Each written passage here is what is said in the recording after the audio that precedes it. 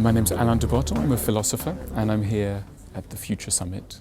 I'm going to be looking not so much at economic trends in society, but I'm going to be looking at broader, you could say, psychological themes. And I particularly want to look at the way in which the modern soul, to use an old-fashioned word, is affected by technology, science and economics. And also my own personal interest is to look for ways in which the modern soul can find equilibrium and peace in this rather agitated and anxious world. I think there's a lot of anxiety, partly out of a very nice background, which is a possibility, a sense of possibility. You know, in the modern world, we're constantly taught that anyone could be anything.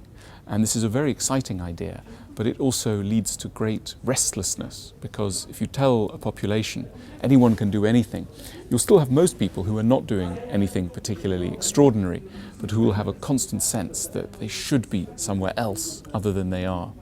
And I think this is really the modern condition, a feeling of democratic possibility, egalitarianism, mixed with deep inequalities and deep restrictions in who can actually find the sort of satisfaction we're promised. I think we're going to see people feeling very much that technology is fragmenting them and is stopping them from concentrating and focusing on things that matter.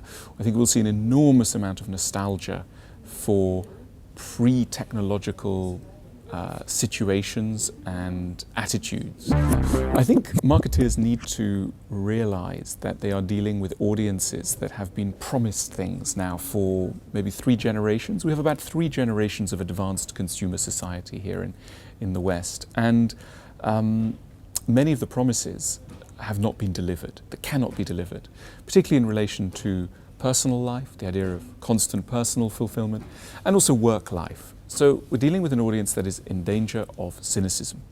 And that's a dangerous position if you're marketing anything to anyone. It's always about trying to gear the promise in an appropriate way to the reality.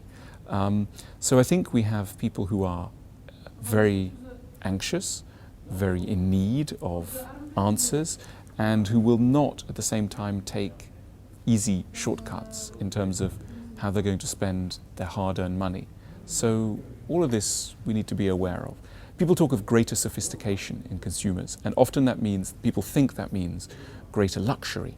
It doesn't necessarily always mean that. Greater sophistication can also mean greater skepticism, greater cynicism, and marketeers have to be ready for that.